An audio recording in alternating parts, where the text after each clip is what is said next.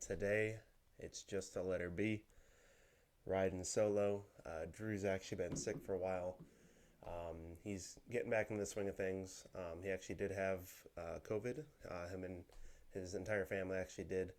They were pretty sick for several weeks, but he is recovered.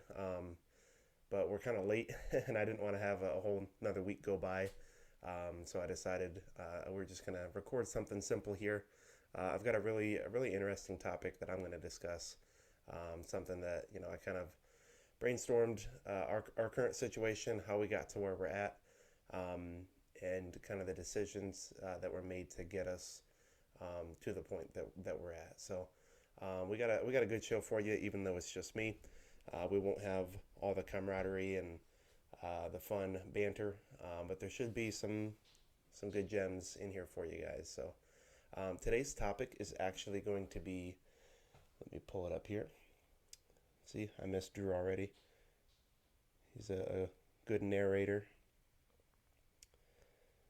There we go. All right, podcast. It's going to be on managing a team.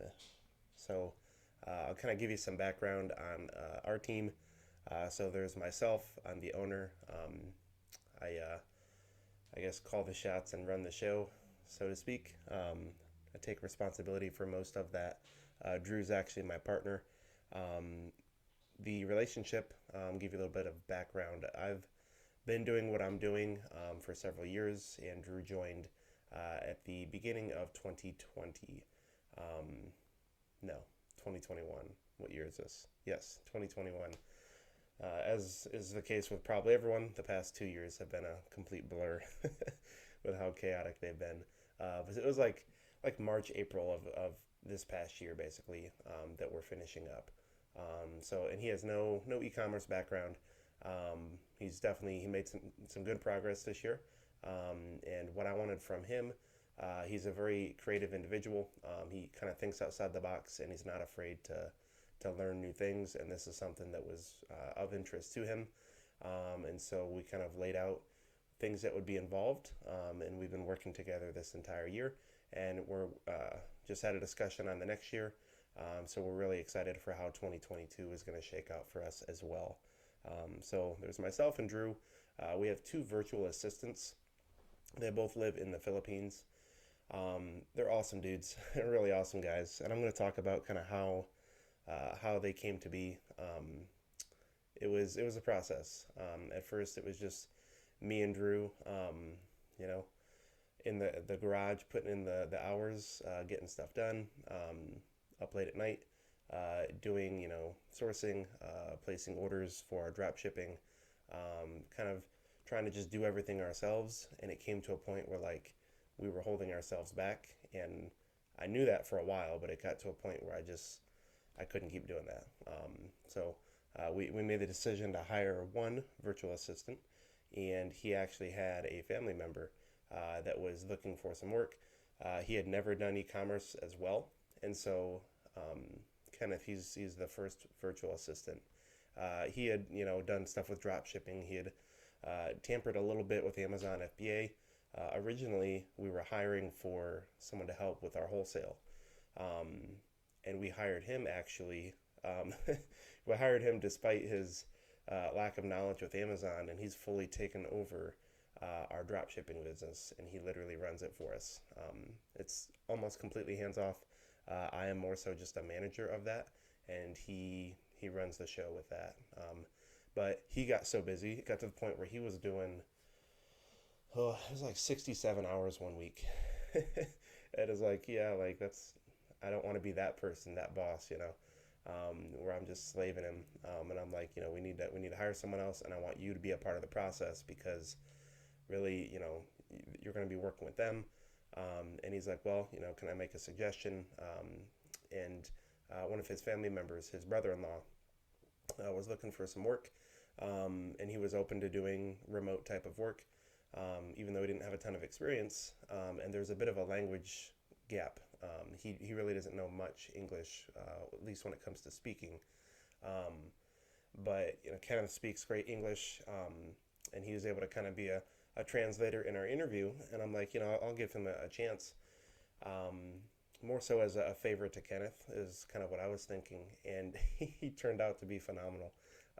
He's kind of quiet, but he does his thing. He's a super hard worker and makes very few mistakes, if any. There's been maybe one or two hiccups, and that's about it.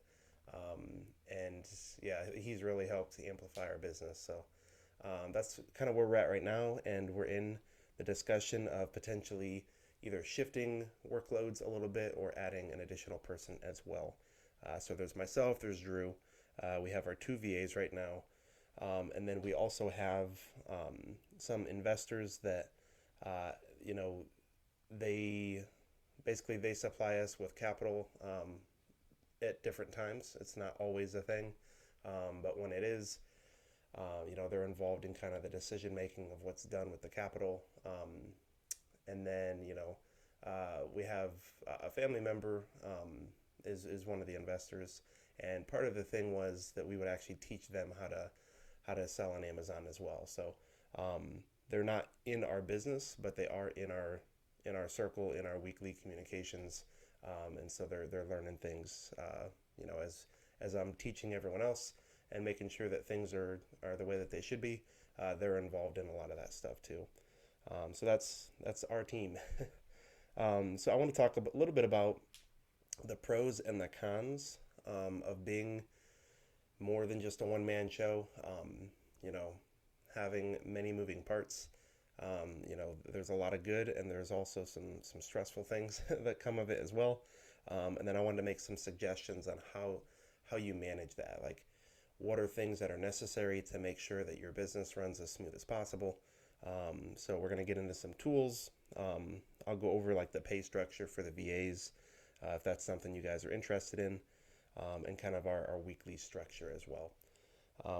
Pretty casual today. Hope you don't mind. This was kind of something that was just on my mind today, and I'm like, we can go a week, we can skip the podcast, just with everything that's going on with Drew, or I can just, it's something that I want to discuss. Either I'm putting it in a YouTube video or I'm going to make a podcast. So I was like, let's put the studio back together. I was doing some work in here, and here we are. So let's get into this. So the pros of having a team with your Amazon business, Walmart business, maybe your eBay sourcing, whatever it is you're doing. The biggest pro is increased productivity. But you are just one person. You fatigue, even if you're an exceptionally hard worker, you do fatigue. Mental decision making decreases the more decisions you have to make, and if you pre-fatigue yourself with tasks, you don't make as good of decisions. So the amount of work that can get done, multiply yourself, maybe not to the full degree or skill set, but you can multiply yourself by 2, 3, 4 times, and you're able to really see that in your business. The numbers grow like crazy. They really do. The other pro, so work gets done even when you're not doing it. We actually have remote desktops set up. We have 1, 2, 3 different computers, and it's weird. The one we have set up, it doesn't even have the monitor turned on. It's on all the time, and it runs. They can connect to it whenever they need to. And then there's a second one, it's a laptop where the screen will be on when they're using it, and it's funny. You'll just, I'm going to bed and I just see the computer doing its thing. But we have different setups to make sure that they can work on things. Certain tasks require the computer to be in the U.S., not in the Philippines. So we've got that rigged up so that it works. But it's nice going to bed and stuff that I didn't get to, or stuff that I don't have to do now, is getting done while I'm sleeping. So that's really nice. Increased morale and motivation. This is something that I didn't really think would be a thing, but like it's fun. The guys that I work with are great. We have a good time. The sense of humor is obviously a little weird. We're all kind of cuckoo, but we have a good time. And it makes work. Owning a business, it is work. But when you do it with other people, it makes it less work. It just makes it more enjoyable, especially if you enjoy the people that you work with. And the motivation, seeing the excitement of someone else, seeing them excited for the business, seeing them wanting to see the business grow, like that motivates me to grow the business, you know. And that kind of touches on the next one, which is it creates accountability. Like if it's just me, I can put something off till tomorrow. I can make excuses. But when someone else is depending on me to get something done, I get it done because I have to. And if I don't, there's disappointment, you know. And so that's accountability. It can be I have it under actually pros and cons because it can be a good thing. It can also be a stressful thing because it makes sure that what's on your plate has to be done. But in this instance, I definitely view it as a positivity. Um, the overall growth, I touched on this, but the overall growth of our business, like the trajectory, I mean, we were kind of like this with just me and Drew. I mean, it was like this with just me, literally just up, down, up, down, up, down, because, you burn out.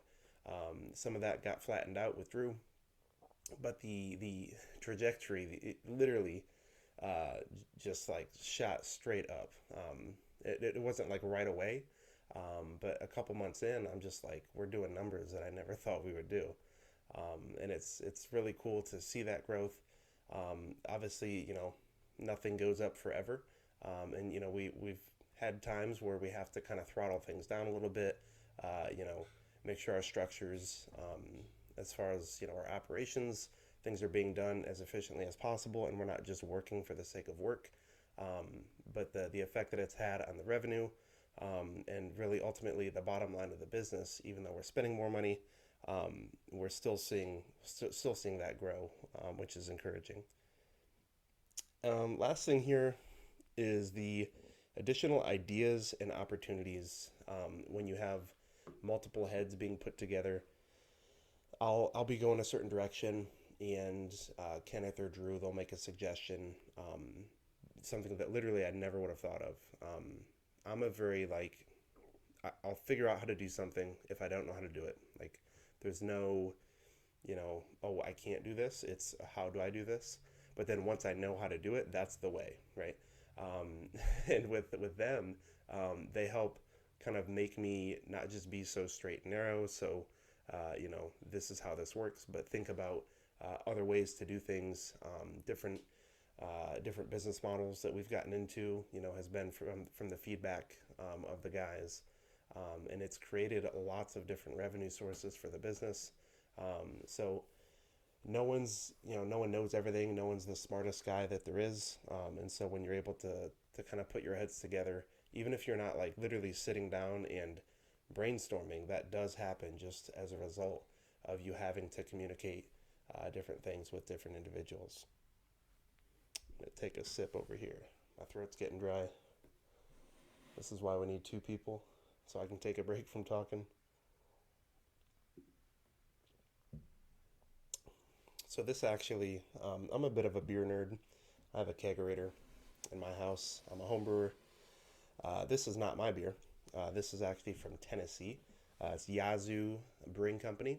This is the Gerst Amber Ale, and it is literally the best beer I've ever had. We went on vacation. It's about a month ago now, and I literally bought a 15-gallon keg because I'm like I'm never in Tennessee. So normally I would get a case whenever one of my buddies would go down. He'd bring back some cases. But since I have the kegerator, I'm like, I'm just gonna do this, and yeah, it's awesome. So that's what I'm drinking right here, and then we've got over here for Drew. This will not get opened, but it will sit in his honor. Snow Pole Elf. It's a elf. It's a like a Christmas ale, almost like a brown ale, but it's got like a nutty type flavor with Christmas spices. I've had that one before. It's pretty tasty, but you can't beat the classic amber ale. All right, so we'll have the beer talk round out the pros. Now we're going to go to the cons. This is a shorter list because there are way more good things that come from having people on your team, not just, being a solopreneur. Preneur? Yeah, whatever. The con number one is you got to pay people. you know, I really don't look at that as a con. It's really just, it is what it is. You know, from the business perspective, like I feel like it's a con to have to pay myself, you know, but you can't not pay yourself. But at the same time, when you hire people, you have to pay them a wage. You have to pay them a decent wage. Um, so that, you know, that takes away from what the business can do. Um, but at the same time, you know, you get that tenfold easy. Con number two is training. If you're going to have someone else to do something for you, either you're going to spend more money because they're an expert, or you're going to teach them to do it, which is going to require time. And there can be a little bit of a learning curve, especially if you, let's say you're hiring a virtual assistant from the Philippines. Uh, you know, they may not fully understand like what's in your head because the way you're saying it isn't exactly how they would understand it. So, and I'll touch on this with when I get to the tools section. But I make training videos. We use a service called Loom, where I can record my screen myself, um, and I can put it into different libraries based off of themes of what they're for. So that's really helpful in training, but that does take time and preparation. You can't just, you know, kind of do the process and think that they'll get it. You have to kind of explain the reasons why you're doing what, show them how to do things, troubleshoot beforehand. That way they're not like just stumped the first time something goes wrong. But you know, you have to go over different scenarios. And if you just do it with them one time, maybe they get it, maybe they don't, or maybe they don't remember everything. So creating those videos is super helpful. Um, the next con here, this was also the pro, but you know, the stress that comes from the accountability factor, and just the stress period, like I take that responsibility very seriously, which is why it's kind of a challenge that I set before myself when I decided that I did want to involve others in this. Um, but like knowing that like if I screw something up or if I'm not doing my part, if I'm not giving this my all, that others could be affected negatively, you know, their financial well-being or their mental health because they're stressed out or they're not feeling like they're treated right, like that stuff matters to me a lot. And uh, that's something that, you know, I have it as a con because it's just something that does impact you, and it just adds that extra little bit of stress. So, you know, maybe I work a little bit more than I should, or maybe things bother me a little bit more than they should, but it's because of the accountability factor, and just feeling responsible for the outcomes, for the people that I'm working with. And then lastly here is the language barrier, specifically with virtual assistants.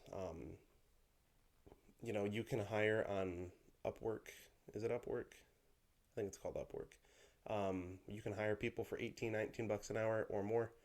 Or you can pay, you know, people $3 to $5 an hour, and get virtually the same outcome. You just kind of have to work with the difference in language and the skill sets, though, are, in my opinion, I mean, they're pretty much the same, but I feel like there's more of a work ethic from ones in the Philippines. Like Americans are lazy. That's just my personal opinion. But that's something that you've got to work past. I've noticed though that the guys they can type and text out things that make more sense versus like forming a sentence. But what's funny is I'll find myself now saying some of their phrases or wording things the way that they would word them, like when I talk to them. But then that carries over when I'm texting somebody else or like I'm talking in person, and they'll just like look at me like you said that strange, and I'm like, yeah, you know. But it's kind of fun. You know, it's a fun challenge, but I have that under the cons section.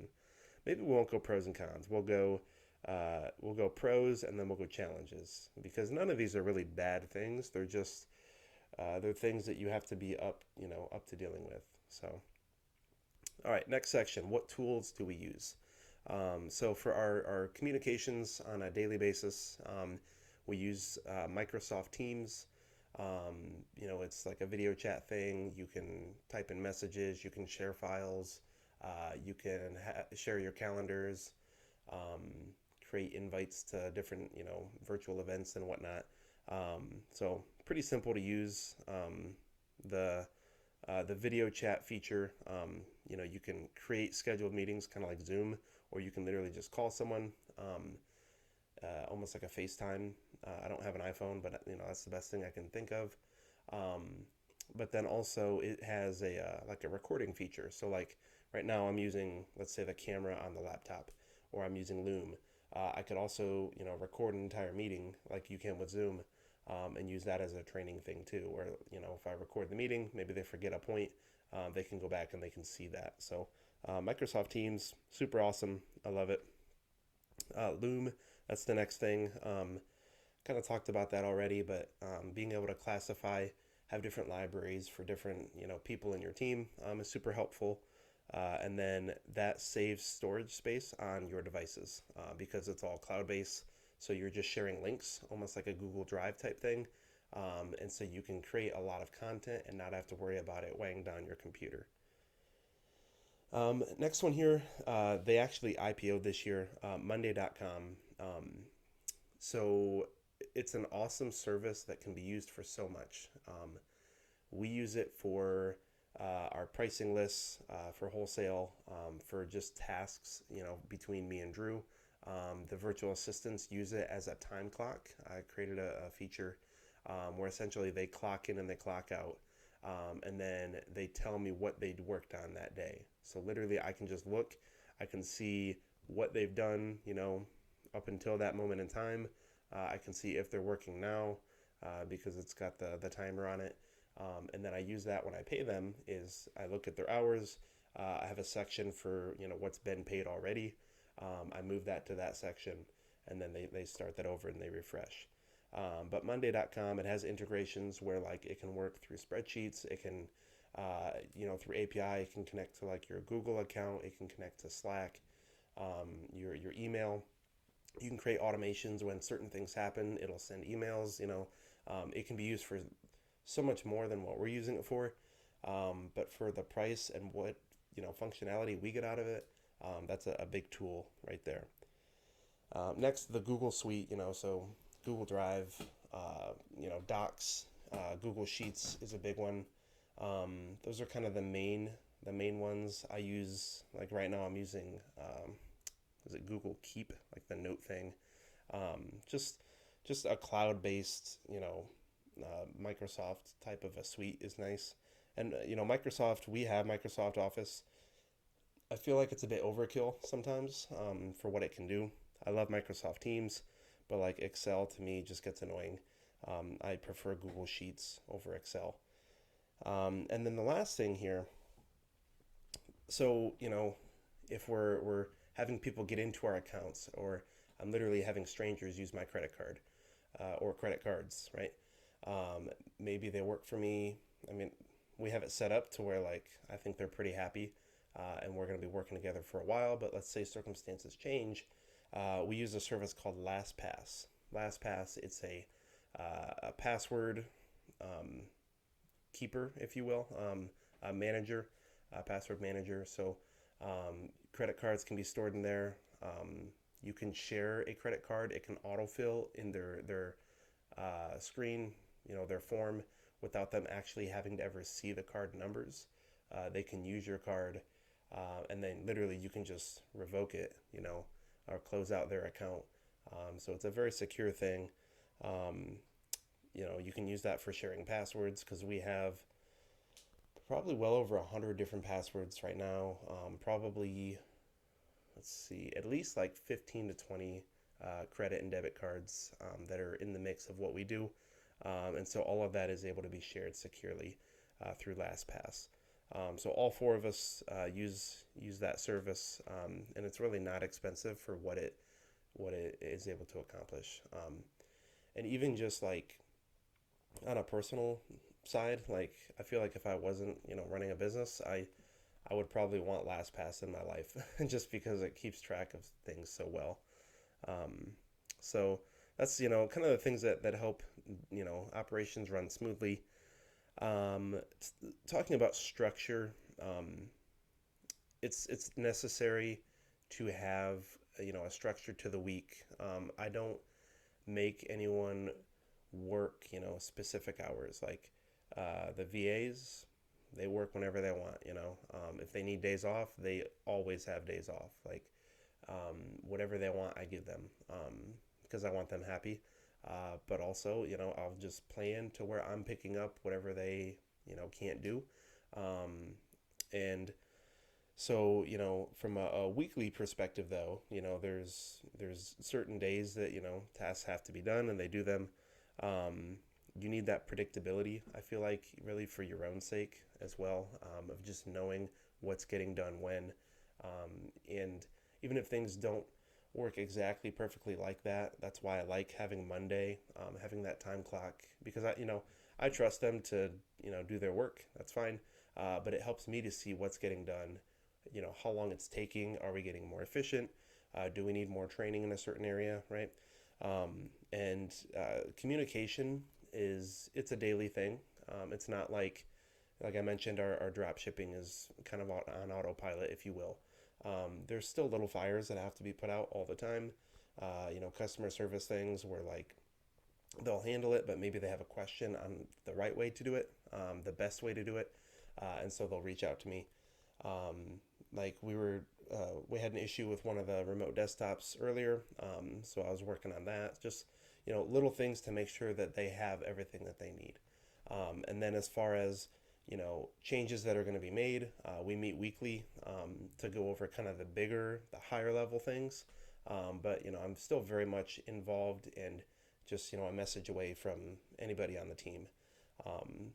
So I'm still able to let them do their jobs, and then I focus on the things that are going to help us grow. But if they ever need anything, I make myself available for them. So um, Drew and I, we meet every Monday. We actually just adjusted our schedule to where we're also going to meet every Friday as well. And then we're going to do a monthly accountability meeting in addition to that. So just, to make sure that we're holding each other accountable for, our actions, the work that we're putting in, stuff like that. Ideas for new things. We use Monday to keep track of our ideas, but those are going to get discussed when we meet as well. So, just knowing that that's there, if someone has an idea, it's not like they have to hold it in forever or just not bring it up or be afraid to bring it up. They can anytime. But I think knowing that there's regular intervals, it helps those things to be brought up more frequently because they know that they have those times to be able to get to those. Um, and I actually skipped over when we were talking about the VAs and their pay schedule. So I pay them every Friday. Um, the base wage is $3 an hour for both of them. We're gonna give them a raise in 2022, but we're just gonna go off of what we've been doing. And actually, I let them pick their wage. So I was willing to pay 4.5, 5. They said 3. We went with that. They're happy with it. I pay overtime. Anything past 40, they get $4.50 an hour. And then they also both get bonuses on revenue, and then that's tied to, or the conditions are profit percentage, as well as returns and cancellations. So if we are too heavy in like returns, to like we had one month where there was a mistake, and we literally had like almost $3,000 in returns. That's something that hurts the business because that literally, especially if you do like drop shipping, sometimes you get that money back, sometimes you don't. And the customer almost always wins on that. And that's the name of the game. I wouldn't have it any other way. I want the customer to win. But that, if that gets too out of hand, that does impact the numbers, right? So it's hinged upon the profit percentage, and then returns and cancellations. But their bonus, it's 1% of revenue, as long as they meet the profit and all that. Then it's 1% of revenue. And so literally they'll get their hourly wage with their overtime. It's actually pretty good. But they actually make more than what someone working part-time in the US would make. They make pretty good money, and they thank me all the time for how they're paid, because they have everything that they need through their base pay, and the hours that they put in, and then that bonus literally sometimes will just like double their pay, which is, it's exciting. When I'm sending them that money, I'm happy to do it, because it's like, you guys, you earned this, and I know they feel good about it, but like I feel good as well, being able to pay that out. Like I want to give them that. So that's basically everything that I had. The last question that I can think of, and I'm actually going to take one last drink here because I'm getting dry.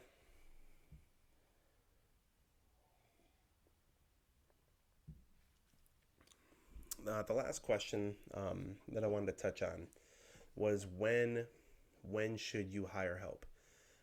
So let's say you're doing arbitrage, or you just got into wholesale, um, or you have your private label products. Maybe you've got one or two of those.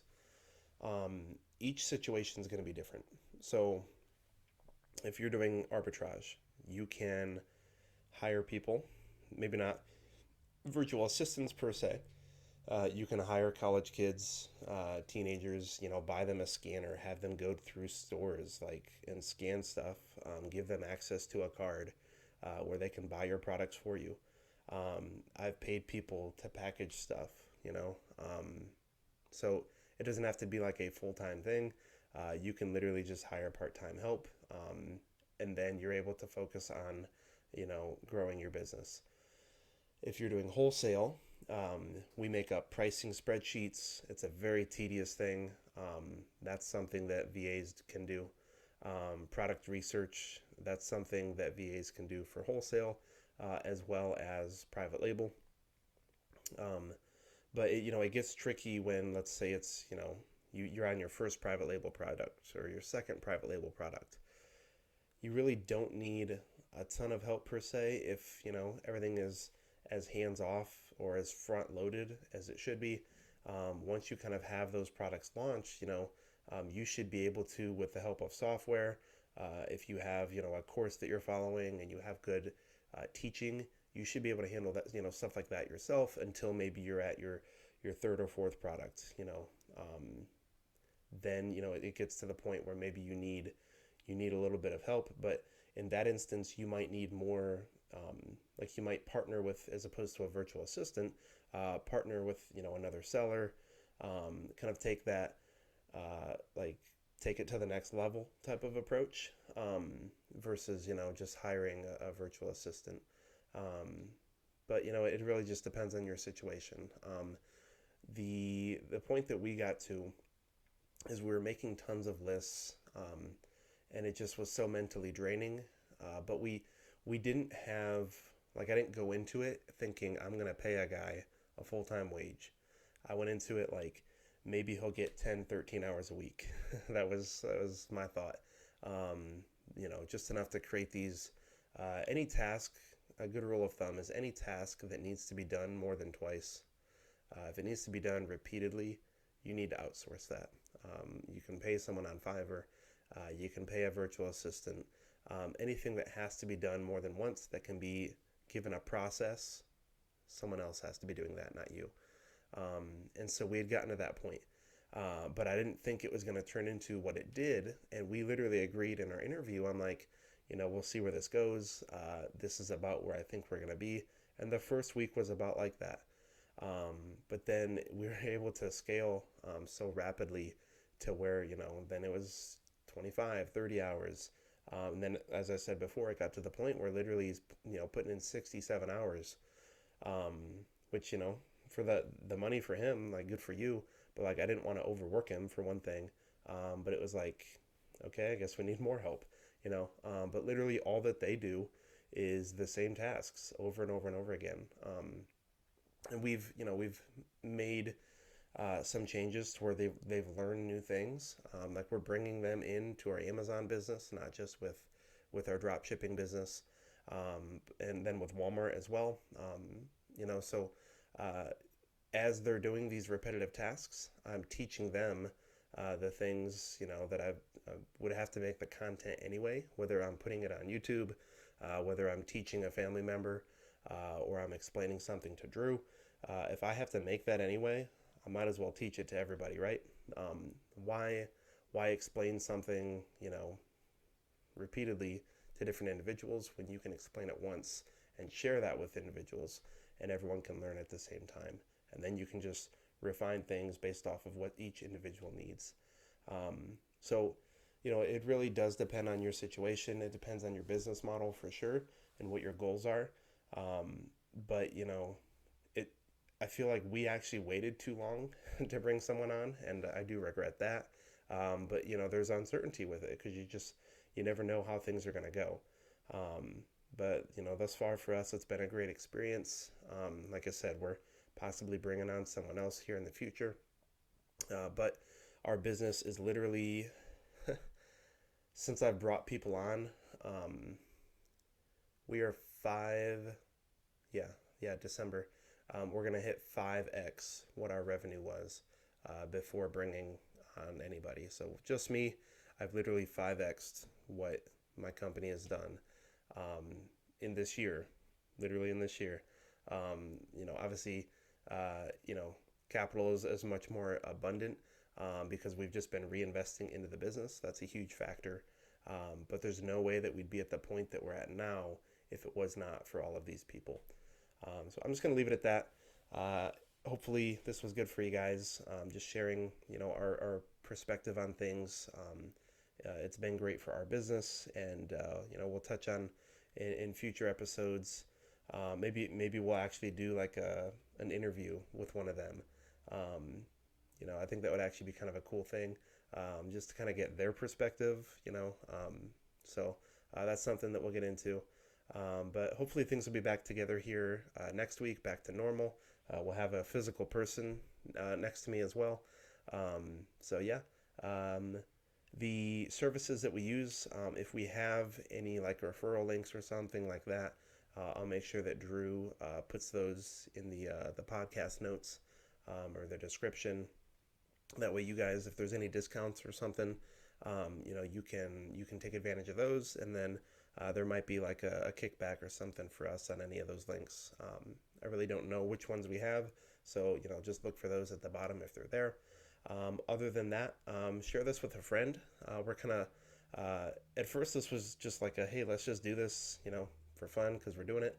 But the more I'm getting into this, and the more that like, I'm in several different Facebook groups for Amazon, and people ask these questions, and like I never thought I would be in like this position, but literally I'm able to help these individuals because I am a little bit past where they're at in their progress and their Amazon journeys, and it's like there's people that literally can get help that are looking for help. So like I'm trying to kind of up the marketing of this podcast so that it can get to more people because I know for a fact that I can be a positive thing for them. Drew as well, the stuff that he's learning, he can do that as well. And I think that even, just from entertainment, side of things, that's fun. But I think that, there's some gems from the stuff that we've gone through that's been kind of trial and error that we can, help share our experience and hopefully benefit you guys. So that is it. Thanks for watching. Thanks for listening. And till next time.